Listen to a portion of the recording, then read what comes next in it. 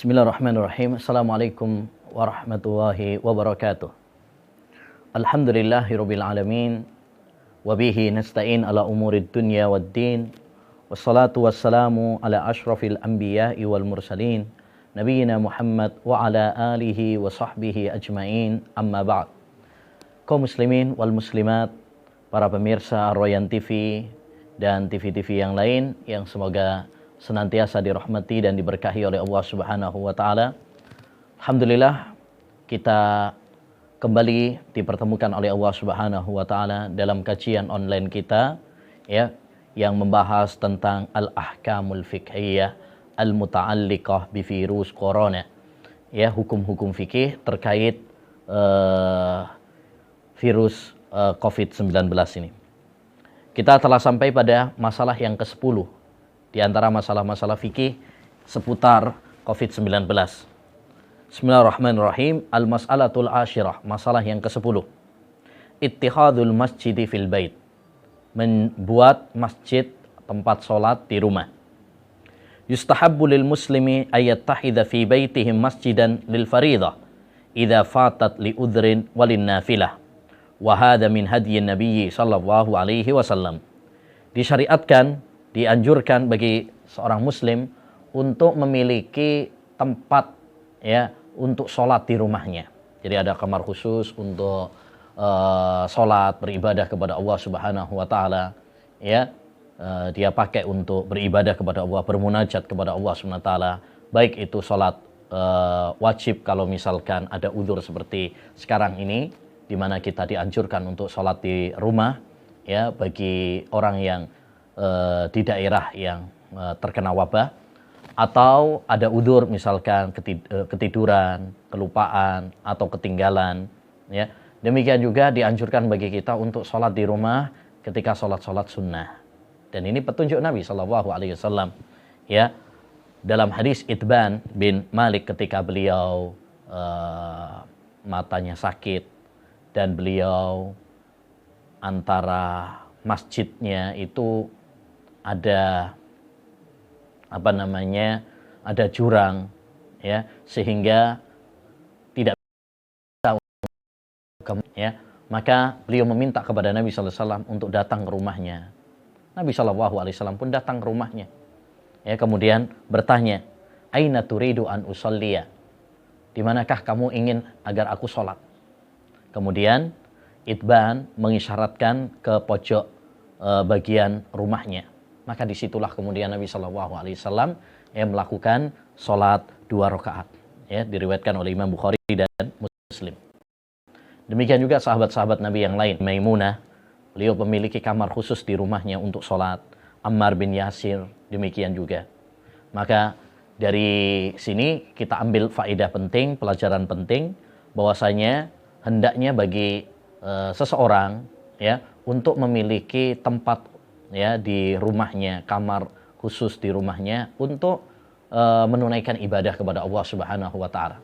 Karena kita semuanya ma'asyiral muslimin butuh ya untuk berhalwat ya, bersepi dengan Allah Subhanahu wa taala ya, kita beribadah, fokus untuk ibadah kepada Allah Subhanahu wa taala. Diriwayatkan bahwasanya Masruq, seorang tabi'in yang mulia, ketika terjadi taun di zamannya, maka beliau fokus ya sholat, memperbanyak sholat di rumahnya ya, di rumahnya. Jadi ini pelajaran penting bagi kita. Mari kita makmurkan rumah-rumah kita untuk ibadah kepada Allah Subhanahu wa taala. Jadi salah satu faedah penting dari atau hikmah dari adanya wabah virus corona ini adalah adanya himbauan dari pemerintah kita supaya kita sering di rumah ya. Dan himbauan ini adalah himbauan yang benar, himbauan yang bagus ya, karena ini untuk keselamatan dan kebaikan kita semuanya ya. Maka hendaknya bagi seseorang untuk mematuhi arahan pemerintah tersebut. Terus mari kita manfaatkan keberadaan kita di rumah aja ini untuk hal-hal yang positif, untuk beribadah kepada Allah Subhanahu wa taala ya. Kita makmurkan rumah kita dengan sholat, dengan membaca Al-Quran, dengan berzikir, berdoa kepada Allah Subhanahu wa taala ya, dengan mengajari istri dan anak-anak kita. Begitu. Ya. Rasulullah SAW pernah mengatakan, "Masalul baitil ladzi yudhkarullahu fihi wal bait alladzi la yudhkarullahu fihi kamasalil hayyi wal mayyit." Perumpamaan rumah yang disebut Allah Subhanahu wa taala di situ dan rumah yang tidak disebut nama Allah Subhanahu wa taala di situ seperti orang yang hidup dan orang yang mati. Dan Nabi SAW mengatakan, la taj'alu buyutakum maqabir. Jangan jadikan rumah-rumah kalian itu seperti kuburan. Yang nggak pernah dipakai untuk ibadah, nggak pernah dipakai untuk sholat, nggak pernah dipakai untuk membaca Al-Quran, ya, nggak pernah dipakai untuk berzikir, doa, taklim. Fa inna syaitana yafirru minal baitil ladzi tuqra'u fihi suratul Baqarah. Setan itu kabur lari dari rumah yang dibacakan di dalamnya surat Al-Baqarah. Jadi mari wabah ini pasti ada hikmah-hikmahnya. Mari kita jadikan sebagai kesempatan bagi kita untuk semakin dekat dengan keluarga kita, untuk mengajari, mendidik, membimbing mereka, menggandeng tangan mereka menuju surga Allah Subhanahu wa taala. Ya, kita ramaikan rumah kita ya dengan zikir kepada Allah Subhanahu wa taala, dengan ibadah kepada Allah Subhanahu wa taala, sehingga rumah-rumah kita akan bersinar, rumah-rumah kita akan diberkahi oleh Allah Subhanahu wa taala. Ya, terutama salat. Ya, dirikan salat ya dengan keluarga kita, anak-anak kita, istri kita. Wa'mur ahlaka bis-shalah wastabir 'alaiha. Perintahkan keluargamu untuk salat dan sabarlah kamu. Dan Nabi SAW juga bersabda, muru auladakum bis-shalah wa hum abna'u sab'in. Perintahkan anak-anak kalian salat kalau sudah berumur 7 tahun. Ya, dan pukul mereka kalau umur 10 tahun nggak mau salat. Ya, sehingga ini kesempatan bagi kita untuk mendidik, mengajari ya istri kita, anak-anak kita dengan ibadah kepada Allah Subhanahu wa taala. Karena semua kita pasti pengin untuk ya bersama-sama bergandengan tangan dengan keluarga kita menuju surganya. Mungkinkah kita bisa berkumpul dengan keluarga kita di surga? Mungkin. Asalkan kita beriman dan beramal saleh di dunia ini. Allah Subhanahu wa taala berfirman dalam surat At-Tur, ya, ayat 21, "Walladzina amanu wattaba'atsum dzurriyyatuhum biiman, alhaqna bihim dzurriyyatahum." Dan orang-orang yang beriman dan diikuti oleh anak-anak mereka, cucu-cucu mereka dengan keimanan, kami akan kumpulkan mereka nanti di surga. Ya. Nah, jadi intinya masalah yang ke-10 ini dianjurkan bagi kita di rumah memiliki kamar tempat ya khusus untuk sholat. Ya. Baik. Masalah yang ke-11, sholatul jama'ati fil bait, sholat berjamaah di rumah. Ya, tusra'u sholatul jama'ati fil buyut ma'a wujudi hadhihin nazilah. Disyariatkan sholat berjamaah di rumah ketika ada wabah seperti ini. Ya, apalagi jika sudah ada himbauan dari pemerintah ya agar kita ya sholat berjamaah dan sholat Jumat di rumah saja untuk memutus mata rantai dari virus corona ini, maka hendaknya bagi kita mengadakan sholat berjamaah di rumah bersama keluarga kita tercinta. Ya, wa 'alal masyhuri man madhhabil imami Ahmad wujubuha. Bahkan menurut pendapat yang masyhur dalam madhab Imam Ahmad, ya sholat berjamaah ya ketika di rumah hukumnya adalah wajib. Lima taqaddama min adillati wujubi sholatil jamaah, berdasarkan dalil-dalil ya tentang wajibnya sholat berjamaah sebagaimana yang sudah kita bahas sebelumnya. Ya. Wali subuti iqamatil jama'ati fil bait an jam'in minas sahabah kabni Mas'ud wa Anas inda fawati sholatil imam. Apalagi telah sahih ya dari sejumlah para sahabat Nabi SAW seperti Ibnu Mas'ud, Anas bin Malik dan lain sebagainya, di mana mereka mengadakan sholat berjamaah ya di rumah mereka ketika ketinggalan sholat berjamaah di masjid. Jadi diriwayatkan bahwasanya sahabat Ibnu Mas'ud dan Anas bin Malik, apabila beliau ketinggalan sholat berjamaah di masjid, maka beliau pulang ke rumahnya, mengumpulkan keluarganya dan sholat berjamaah dengan keluarganya. Ya, ini menunjukkan bahwasanya disyariatkan untuk mengadakan sholat berjamaah di rumah. Ya, itu jauh lebih baik daripada kita sholat sendiri-sendiri. Ya, makanya sekali lagi ini kesempatan bagi kita untuk mengajari, ya, mendidik anak-anak kita, keluarga kita untuk sholat, ya sholat bersama. Ya selama ini mungkin kita sholat sendiri-sendiri, ya bapaknya sholat di masjid, ibunya sholat sendiri, anaknya juga di masjid. Nah, ini kesempatan bagi kita untuk sholat bersama keluarga, ya formasi lengkap, ya di keluarga kita, ya bapaknya menjadi imam atau anaknya atau digilir, yang penting pokoknya dia sudah mumayyiz, ya sudah sah sholatnya, maka tidak mengapa dia imam. Penting yang mengimami jangan perempuan, ya nggak boleh perempuan. Rasulullah sallallahu alaihi wasallam qaumun imra'atan, suatu kaum mereka menyerahkan termasuk kepemimpinan wanita. Tidak boleh seorang wanita menjadi imam, ya bagi suaminya atau bagi anak-anaknya. Nah, itu tidak diperkenankan. Taib. Al-mas'alatus tsaniyah, masalah yang ke-12. Al-aula bil imamah. Siapakah yang paling berhak untuk menjadi imam? Ya, ketika kita di rumah, siapa yang paling berhak untuk menjadi imam?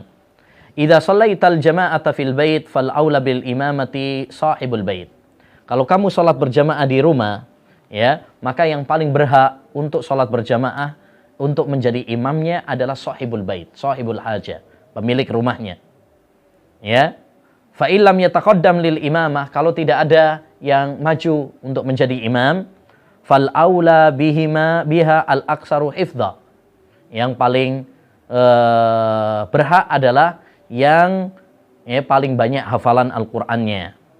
Ya. Fa in tasawaw fal a'lam bi ahkamis shalah. Kalau sama, ya, maka yang paling berhak adalah yang paling tahu tentang hukum-hukum salat. Ya, demikian seterusnya sebagaimana disebutkan di dalam hadis Nabi sallallahu alaihi wasallam, ya ummul qauma aqra'uhum li kitabillah. Yang paling berhak untuk menjadi imam adalah aqra'uhum, yang paling banyak hafalannya, yang paling bagus, ya bacaan Al-Qur'annya, ya. Fa in kanu fil qira'ati sawa, apabila mereka dalam bacaan sama, fa a'lamuhum bis sunnah, maka yang paling mengerti tentang sunnah, ya, tentang hadis-hadis Nabi sallallahu alaihi wasallam, petunjuk-petunjuk Nabi sallallahu alaihi wasallam, terutama yang berkaitan tentang salat. Ya, dia ngerti tentang hukum-hukum yang berkaitan dengan salat, bagaimana kewajiban seorang imam, seorang makmum, ya, bagaimana berjamaah, ya, dia ngerti. Fa in kanu fis sunnati sawa, kalau mereka di dalam sunnah itu sama, pengetahuannya sama, fa aqdamuhum hijratan, maka yang paling, ya, dahulu hijrah, ya, hijrah tempat seperti dahulu yang dilakukan oleh Rasulullah dari Mekah ke Madinah, ataupun hijrah amal perbuatan. Ya, hijrah amal perbuatan, dia lebih dahulu hijrah dari syirik menuju tauhid, dari bid'ah menuju sunnah, dari maksiat menuju ketaatan. Fa in kanu fil hijrati sawa, kalau mereka dalam hijrah sama, fa aqdamuhum silman, maka yang paling duluan masuk Islamnya. Ya. Jadi itu urutan-urutan siapa yang paling berhak untuk menjadi imam, ya. Jadi ketika kita berada di rumah, ya, mungkin bisa diatur, mungkin bapaknya, ya, atau mungkin misalkan anaknya yang lebih banyak hafalannya, berarti anaknya, ya, atau digilir. Kalau memang misalkan untuk melatih anak-anak kita juga, maka tidak mengapa, ya, tidak mengapa untuk digilir, ya. Nah, sambil melatih anak-anak kita untuk sholat dan untuk menjadi imam. Ini kesempatan bagi kita semuanya untuk melatih, ya, anak-anak kita, melatih keluarga kita untuk beribadah kepada Allah Subhanahu wa taala. Ya. Baik. Selanjutnya al-mas'alatu as-salisata asyrah. Masalah yang ke-13. Mauqifu al-ma'mum. Bagaimana posisi makmumnya ketika bersaf? Bagaimana posisi makmum? Idza shallal muslimu fi baitihi fa in kana al-ma'mumu dzakaran fal afdalu an yakifa an yaminihi in kana wahidan. Jika seorang muslim salat di rumahnya, kemudian makmumnya laki-laki cuman satu, maka posisinya adalah di sampingnya, sejajar.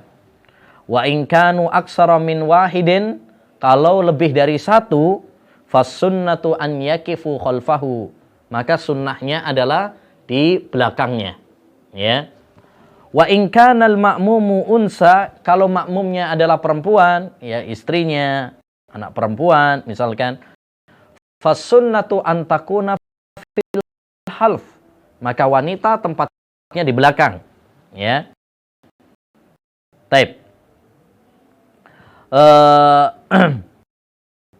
Ini yang sahih ya dalam masalah ini.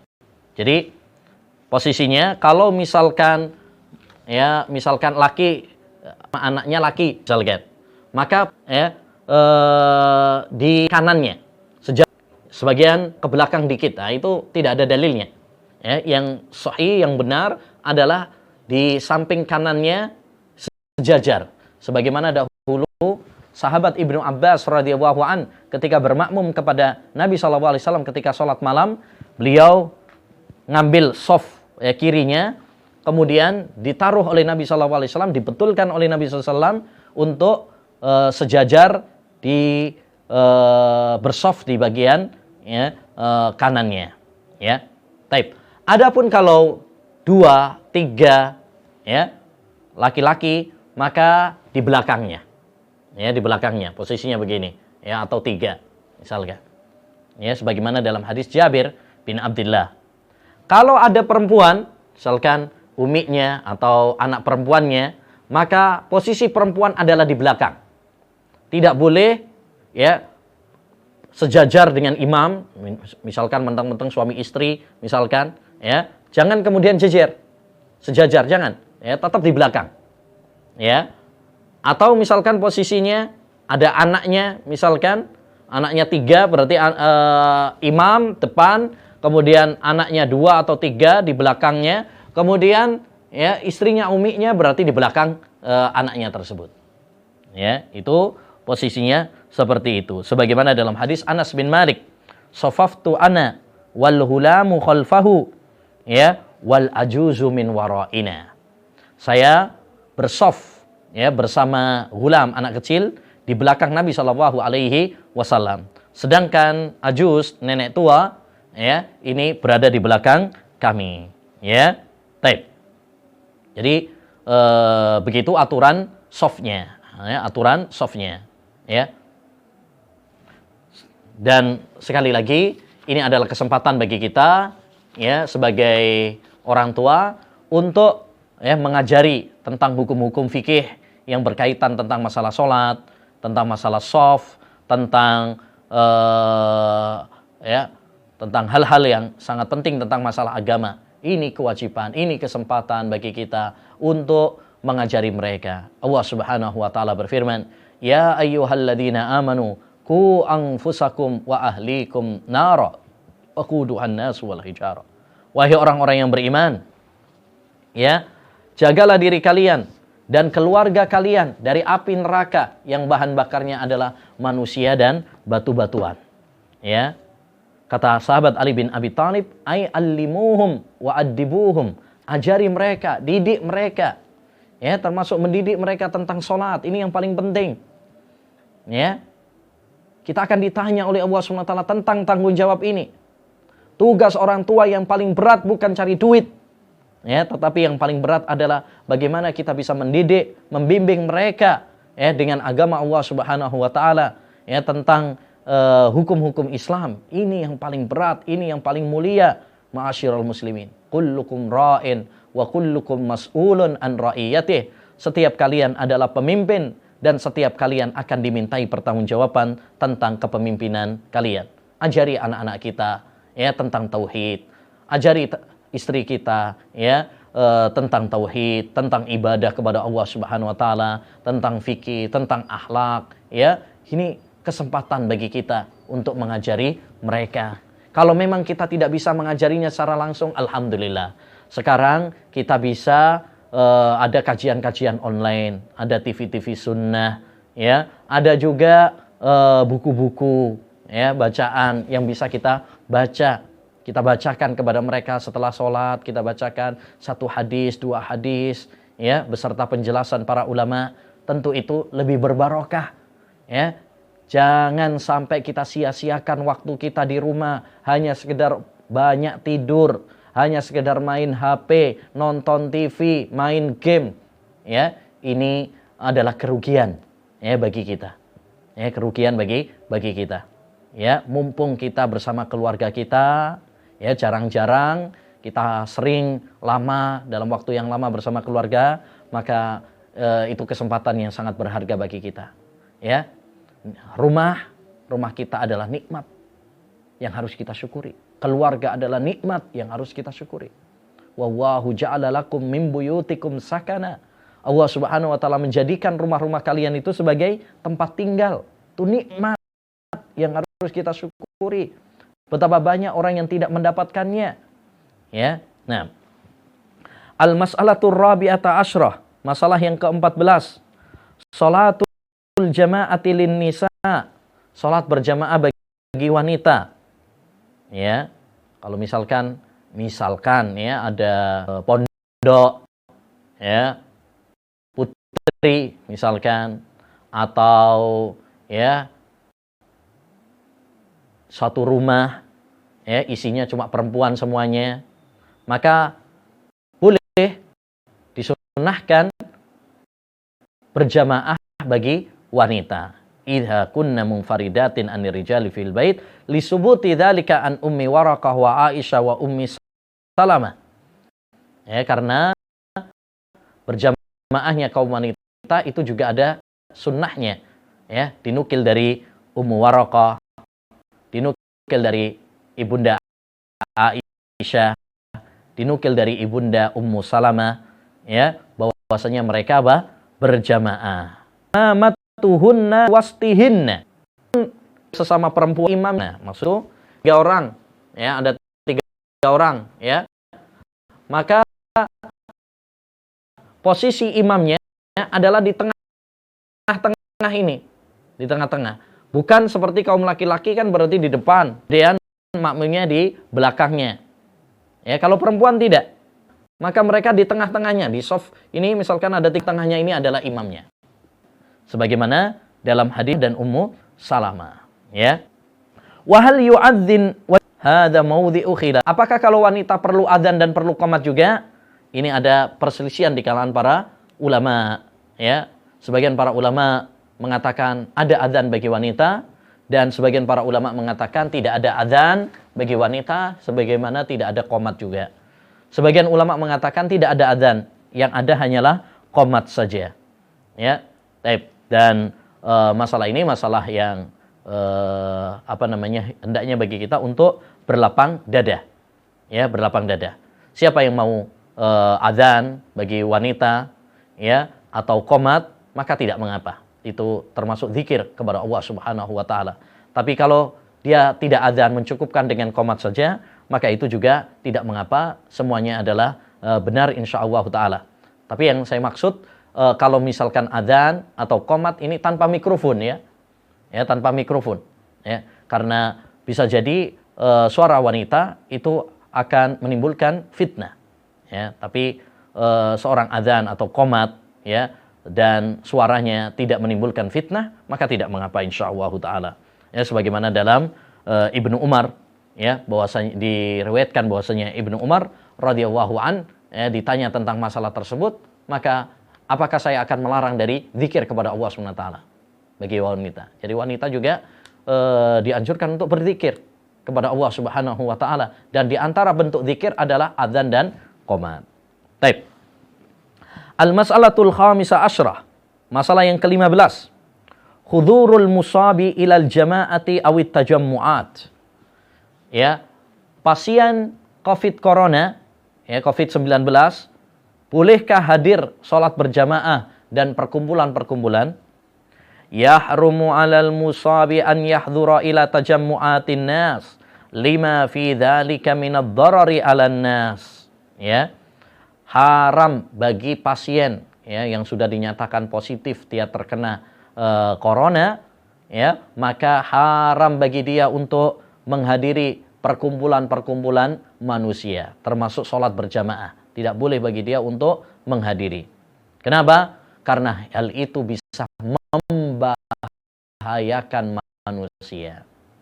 Padahal Allah Subhanahu wa taala berfirman dalam surat ayat 29, "Wala taqtulum," janganlah kalian membunuh diri kalian.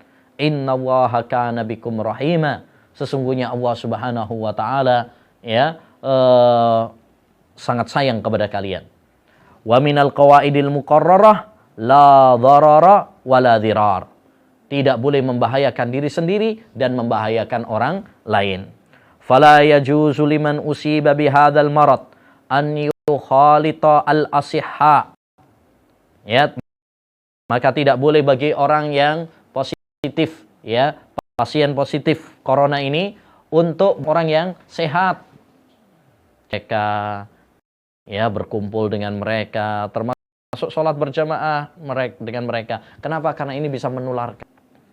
Ya, kalau Anda tahu bahwasanya Anda dinyatakan positif terkena COVID-19, kemudian Anda dengan leluasanya ya berjabat tangan, Anda menularkan, ikut perkumpulan-perkumpulan, berarti Anda sama saja membahayakan keluarga Anda, membahayakan diri Anda, membahayakan ya sahabat-sahabat Anda kepada bahaya. Padahal Rasulullah SAW mengatakan, "Firra minal majdhum, firaraka minal asad." Larilah kamu dari orang yang terkena penyakit lepra seperti kamu lari dari singa. Kita disuruh untuk menjauh. Jadi orang yang pasien yang sudah dinyatakan positif corona hendaknya segera untuk mengisolasi diri, ya, menghubungi yang berwenang dalam masalah ini agar dia dikarantina, mendapatkan pengobatan secara khusus, ya, secara khusus supaya membahayakan bagi yang lain. Hendaknya bekerja sama dalam masalah ini. Nggak usah malu, nggak usah gengsi. Ya, semua ini adalah demi kebaikan bersama. Ya, kebaikan bersama. Ya. Baik. Jadi intinya orang yang terkena penyakit, ya, dinyatakan positif corona, maka tidak boleh bagi dia untuk hadir ke masjid, nggak boleh. Kemudian dia ya berjabat tangan dengan mereka, maka nggak boleh. Umar bin Khattab radhiyallahu an pernah mendapati ada seorang wanita, ya, dia terkena lepra, kemudian tawaf, maka ditegur oleh bin Khattab radhiyallahu an. Kata Umar, ya wahai budak Allah Subhanahu wa taala, pulanglah ke rumahmu, la tu'dzinna manusia. Ya, akhirnya wanita itu pun berdiam di rumahnya. Sampai kemudian ada kabar kepada dia, sesungguhnya Umar yang melarang kamu keluar sekarang udah meninggal dunia. Kalau kamu sekarang mau keluar, keluar aja. Udah meninggal kok yang melarang kamu. Tapi wanita tersebut mengatakan, tidak mungkin bagi saya taat kepada Umar tatkala masih hidup, kemudian memaksiatinya ketika dia sudah meninggal dunia. Masya Allah. Begitu kewajiban bagi kita taat kepada arahan-arahan pemerintah, pemimpin, ya, demi kebaikan bersama. Wajib bagi kita untuk bekerja sama, ya, kompak, ya, dan mematuhi arahan-arahan pemimpin dalam masalah ini demi kebaikan bersama. Ya, jangan bandel, jangan kemudian acuh tak acuh terhadap arahan pemerintah, ya, ya, jangan kemudian kita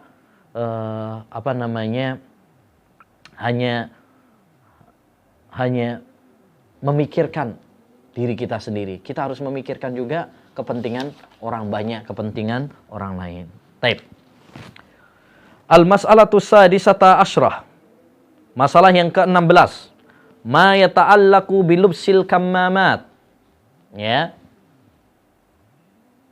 Hukum sholat dengan memakai masker. Nah, ya. Ini sering ditanyakan. Apalagi beberapa hari yang lalu pemerintah secara resmi ya menganjurkan setiap yang keluar rumah untuk memakai masker. sebagai antisipasi, langkah preventif, ya, pencegahan dari virus ini, ya. Nah, jadi kalau seorang misalkan sholat, bolehkah dia kemudian memakai masker? Al-musalli yukrahu lahu an yughattiya fahu fis shalah linnahyi an dzalik. Hukum asalnya dibenci bagi orang itu sholat dengan memakai masker. Jadi hukum asalnya makruh, ya. Karena ada larangannya dalam riwayat Abu Dawud dan Tirmidzi, nah Rasulullah SAW an yughattiya ar-rajulu fahu fis shalah. Rasulullah SAW melarang seorang itu menutup mulutnya, ya, ketika sholat. Makanya tidak boleh bagi para akhwat, para ummahat, ketika sholat dia pakai cadar, itu nggak boleh. Karena itu masuk dalam larangan tadi, dengan kesepakatan para ulama. Demikian juga hukum asalnya seorang nggak boleh pakai masker ketika sholat. Ya, hukum asalnya demikian. Fa'alal musalli alla yalbasa hadhil kammamat. Maka hendaknya bagi orang yang sholat untuk tidak memakai masker ini. Ya, wa adamu ahdi zinati alal kamal. Karena ada larangan tersebut dan itu juga tidak indah, ya. Orang yang sholat kemudian dia memakai masker, itu tidak sesuai dengan firman Allah Subhanahu wa taala, ya bani Adama khudhu zinatakum inda kulli masjid. Wahai anak Adam, ambillah perhiasan kalian ketika di masjid. Ya, ketika kalian menghadap Allah Subhanahu wa taala.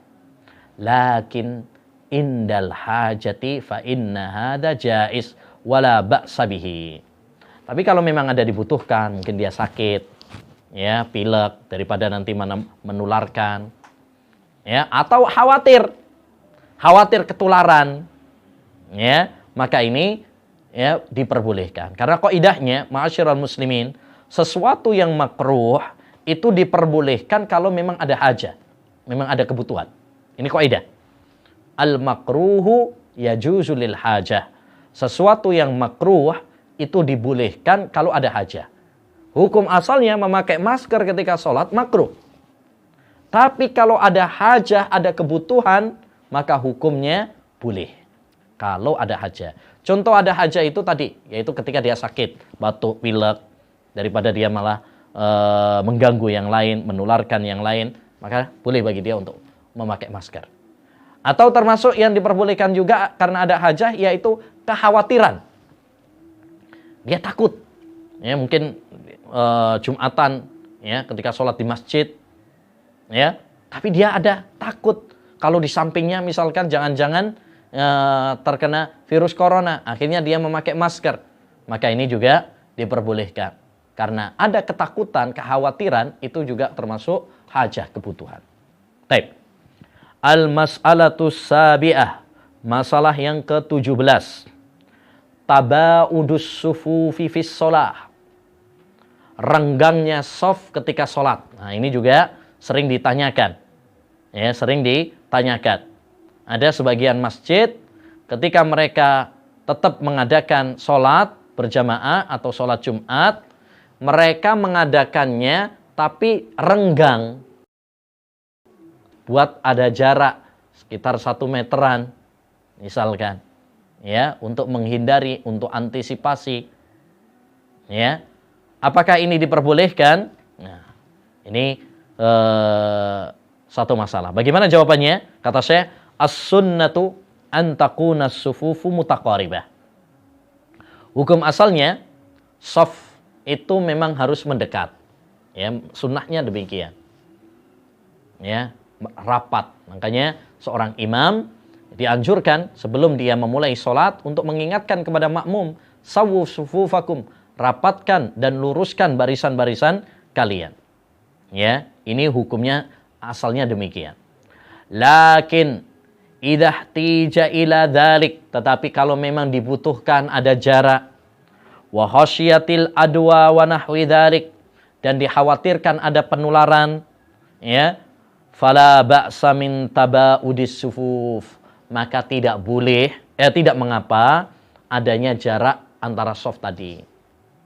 Ya, tidak mengapa. Betul, ini hukum asalnya menyelisih sunnah, tapi jika memang ada hajah kebutuhan, maka tidak mengapa. Seperti tadi sudah kita sampaikan bahwa hukum asalnya ya menurut itu adalah sunnah. Artinya kalau kita tidak melakukan berarti makruh. Kalau kita tidak merapatkan shaf itu berarti makruh. Baik, kalau makruh kemudian ada hajah, maka sesuai dengan kaidah yang tadi sudah kita sebutkan, al makruhu yajuzu lil hajah. Sesuatu yang makruh itu dibolehkan kalau memang ada hajah. Dan di antara hajah adalah kekhawatiran adanya penularan tadi. Makanya para ulama rahimahullah taala ya, seperti Syekhul Islam Taimiyah rahimahullah taala ya, menyebutkan bahwasanya ketika seorang misalkan sudah rapat shafnya, shaf depannya itu sudah rapat semuanya, bolehkah dia kemudian shaf sendirian? Ya, pendapat yang kuat adalah boleh. Karena itu yang dia mampu. Ya, fattaqullaha mastata'tum, bertakwalah kepada Allah semampu kalian. La yukallifu nafsan illa wus'aha. Allah Subhanahu wa taala tidak membebani suatu kaum kecuali semampunya. Ya. Padahal hukum asalnya tidak boleh salat itu sendirian, di shaf sendirian itu enggak boleh. La salata limunfaridin khalfas shaf. Tidak ada salat bagi orang yang sendirian di belakang shaf. Hukum asalnya demikian. Tapi kalau memang ada hajah karena semuanya sudah rapat, daripada kita menarik juga nggak ada dalilnya, hadisnya dhaif, kemudian malah ada gerakan-gerakan, kemudian malah mengkosongkan shaf di depannya, ya, maka diperbolehkan kalau memang ada hajah. Baik. Al-mas'alatu as-saminata asyrah, masalah yang ke-18. Ta'tilu sholatil jum'ati, ya, menghentikan sholat Jumat untuk sementara. Ya, ini juga penting. Sekarang banyak himbauan sholat terlebih dahulu diganti sholat zuhur di rumah masing-masing. Apakah himbauan ini salah, ya, ataukah benar? Ya, beliau mengatakan sholatul jumu'ati wajibatun bittifaqil ulama. Hukum asalnya sholat Jumat itu wajib dengan kesepakatan para ulama. Kita nggak ada perselisihan bahwasanya sholat Jumat itu hukum asalnya adalah wajib. Sebagaimana Allah berfirman dalam surat Al-Jum'ah ayat 9. Ya ayyuhalladzina amanu idza nudiya lis-sholati min yaumil jum'ati fas'au ila dzikrillah. Wahai orang-orang yang beriman, apabila kalian dipanggil untuk sholat pada hari Jumat, segeralah kalian menuju, ya, mengingat Allah Subhanahu wa taala, yaitu sholat Jumat. Ya. Dan dalam hadis Rasulullah SAW mengatakan rawahul jum'ati wajibun ala kulli mukhtalimin. Ya, pergi untuk sholat Jumat itu hukumnya wajib bagi orang yang sudah baligh. Bahkan Nabi SAW mengancam orang-orang yang meninggalkan sholat Jumat. Kata Nabi, la yantahiyanna aqwamun an wad'ihimul jumu'at aw la yahtimannallahu ala qulubihim. Ya. Orang-orang yang meninggalkan sholat Jumat itu berhenti dari perbuatannya, atau Allah SWT akan menutup hati mereka. Maka hukum asalnya sholat Jumat itu adalah wajib. Lakin idza kana khuduruha wajtima'u hadzal jam'il ghafir minan nas yuaddi ila ad-darar wa intisharil marad fa innal muslima yu'dharu bitarkil jum'ati wa yushra'u ta'tiluha wa an yusalliyan nasu fi buyutihim duhra. Tetapi jika memang, ya, sholat Jumat dan perkumpulan manusia dengan jumlah yang begitu banyak, ya, mengakibatkan bahaya dan tersebarnya virus ini, maka boleh bagi seorang muslim, ya, dia diberi udzur untuk meninggalkan sholat Jumat, dan boleh bagi dia untuk sholat, menggantinya dengan sholat zuhur di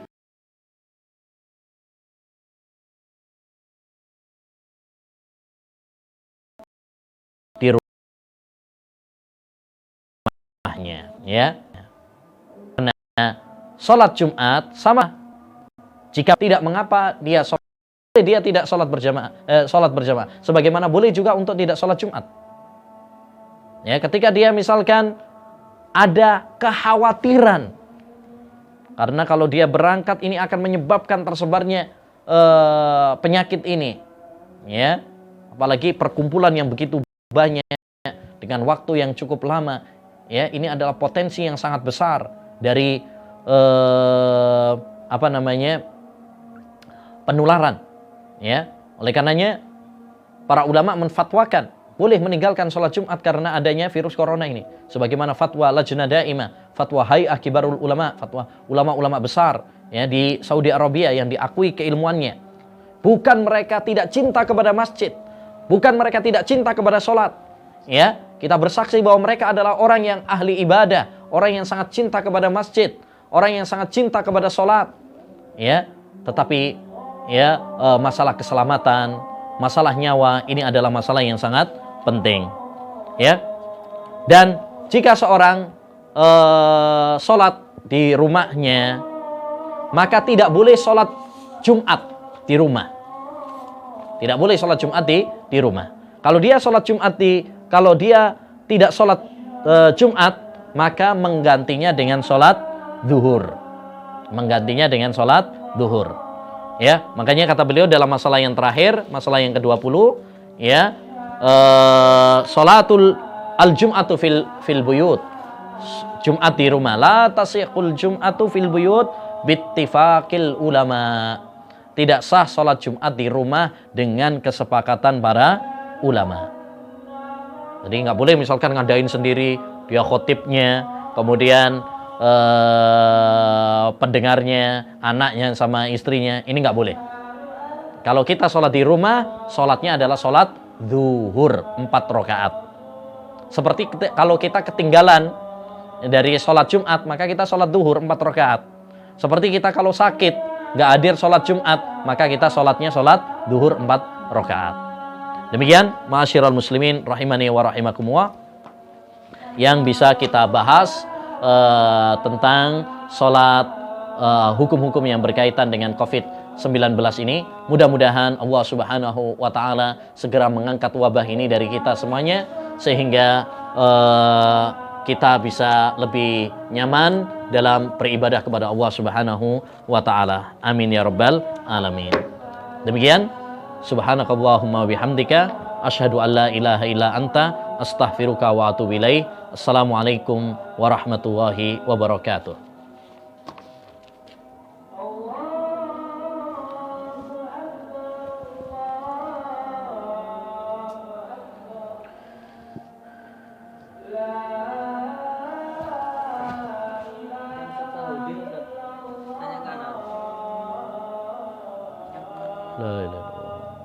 Pas ngilangin bahasa Arab pakai proyektor kan Ustaz? Soalnya kan katanya kitabnya harus kelihatan juga.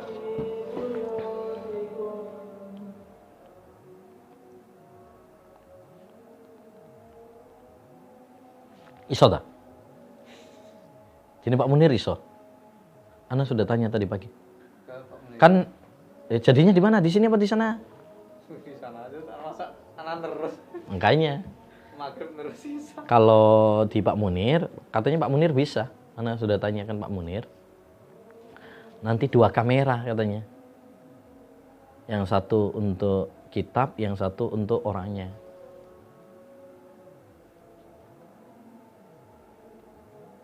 Kan di Roja juga kadang begitu kan. Nampak bukunya itu yang diinginkan Ustaz Salahuddin, jadi kelihatan buku yang dibahasnya karena bahasa Arab. 2 kamera berarti. Biasanya sih kitabnya itu kalau di SRB Ustaz, kitabnya itu di komputer. Cuma agak itu sih. Gimana? Kitabnya ada di komputer. Nanti ya antum sama aku nggak ngerti soalnya juga. Kalau masalah gitu kan Ana nggak ngerti. Berarti nanti yang bahasa Arab jadi Pak Munir semua. Iya katanya Pak Munir aja. Oh, antum bilangin untuk yang itu nanti dihandle Pak Munir gitu. Oh, ya. Katanya Pak Munir bisa. dengan 2 kamera.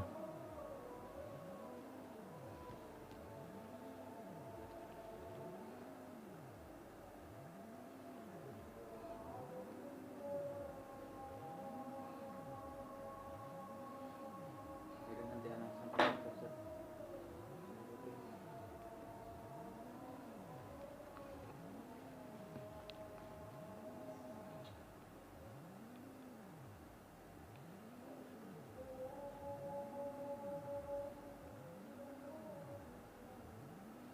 Oh, bayinya juga selalu fi bid'ikum ya? Iya. Dari awal kan Ustaz. Oh iya, duluan dia kayak malah ya? Duluan dia sebentar. Besok siang kan. Iya, insyaallah.